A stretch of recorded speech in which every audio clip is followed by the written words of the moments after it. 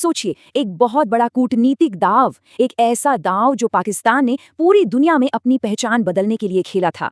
लेकिन अब वही दांव उसी के गले की फांस बन गया है। शांति दूत बनने की ये कोशिश अब एक ऐसे भंवर में बदल गई है जहां से निकलना बेहद मुश्किल लग रहा है। देखिए, पाकिस्तान की जो फॉरेन पॉलिसी टीम थी, उनकी सोच बिल्कुल साफ थी। वो चाहते थे कि पाकिस्तान की छवि एक ऐसे देश की बने जो शांति कायम करता हो, मतलब पूर्व का स्विट्जरलैंड। ये सिर्फ दुनिया में नाम कमाने के लिए नहीं था। असली मकसद तो ये था कि अमेरिका और ईरान जैसे पुराने दुश्मनों के बीच सुलह कराकर पाकिस्तान खुद को इस पूरे रीजन की एक, कह सकते हैं, एक जरूरी ताकत के तौर पर स्थापित कर ले।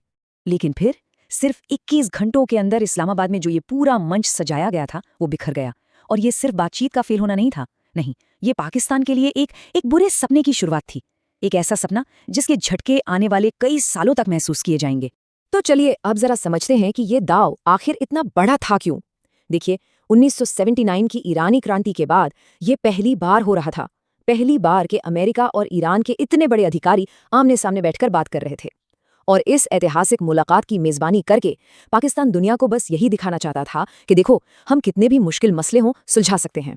और इस बैठक में जो लोग शामिल थे वो भी कोई छोटे मोटे नाम नहीं थे।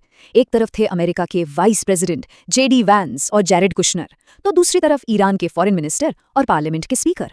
और इन दोनों के बीच में कौन थे? पाकिस्तान के प्राइम मिनिस्टर शहबाज शरीफ और आर्मी चीफ आसिम मुनीर। मतलब इन दोनों के पर्सनल और इंस्टीट्यूशनल दोनों तरह की इज्जत इस बातचीत की कामयाबी पर दांव पर लगी थी। तो सवाल ये उठता है कि आखिर गड़बड़ हुई कहाँ? चलिए अब जरा इस बातचीत के टूटने की वजहों को कुरेदते हैं और समझते हैं कि क्यों ये 21 घंटे की कोशिश शायद शुरू होने से पहले ही फेल होने के लिए तय थी। सबसे पहली और सबसे बड़ी वजह वो थी दोनों पक्षों के बीच का गहरा अविश्वास। अमेरिका और ईरान दोनों ही टेबल पर ये सोचकर आए थे कि भाई हम मजबूत हैं और सामने वाला कमजोर। शायद इस्लामाबाद में बैठे रणनीतिकारों से यही गलती हो गई, उन्होंने इस अविश्वास की गहराई को शायद ठीक से आका ही नहीं।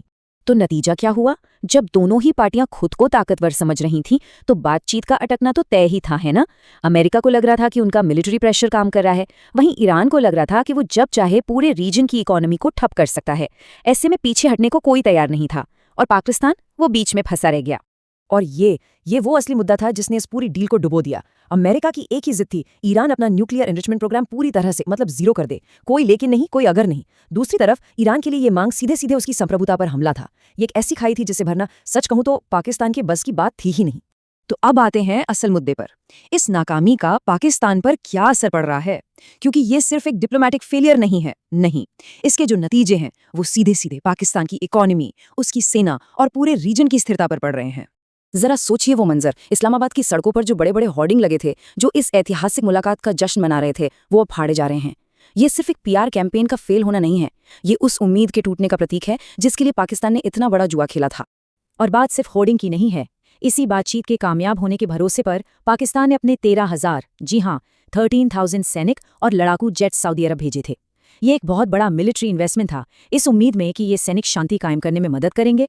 लेकिन अब वही सैनिक एक ऐसे युद्ध के मुहाने पर खड़े हैं जिससे पाकिस्तान हमेशा बचना चाहता था। तो देखिए, ये जो नाकामी है ना, ये पाकिस्तान को 3 तरफ से चोट पहुंचा रही है। पहला, डिप्लोमैटिक बेइज्जती, दुनिया में एक न्यूट्रल मीडिएटर के तौर पर उसकी साख खत्म हो गई। दूसरा, मिलिट्री उलझन, उसकी फौज अब एक खतरनाक प्रॉक्सी वॉर में फंस सकती है। और तीसरा, फाइनेंशियल रिस्क, सऊदी अरब से जो पैसों की उम्मीद थी वो अब इस बढ़ते हुए टेंशन से जुड़ गई है। बातचीत तो खत्म हो गई, लेकिन तनाव का एक नया चैप्टर शुरू हो गया है।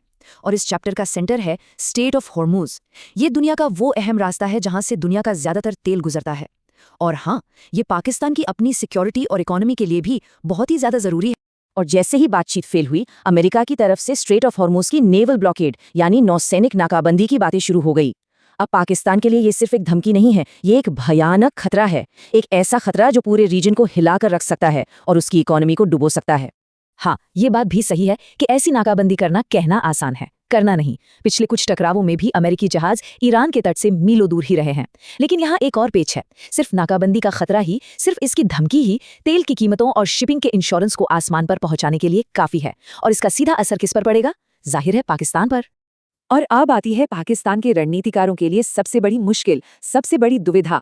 जिन सैनिकों को पीस कीपर्स बनाकर शांति के प्रतीक के तौर पर भेजा गया था, अब उन्हीं सैनिकों पर सऊदी अरब के तेल के कुओं की रक्षा के लिए ईरान समर्थित हूती फोर्सेस से लड़ने का प्रेशर आ सकता है। और अगर ऐसा हुआ तो ये पाकिस्तान को सीधे सीधे सऊदी ईरान के प्रॉक्सी वॉर में खींच लेगा। तो कुल मिलाकर एक शांति दूत बनने का जो बड़ा सपना था वो अब पाकिस्तान के लिए एक रणनीतिक जाल बन चुका है। एक तरफ है डिप्लोमेटिक शर्मिंदगी और दूसरी तरफ एक ऐसे युद्ध में घसीटे जाने का खतरा जो उसका है ही नहीं। तो आखिरी और सबसे बड़ा सवाल यही है कि जब किसी का सबसे बड़ा दांव ही पूरी तरह उल्टा पड़ जाए तो उसका अगला कदम क्या होता है।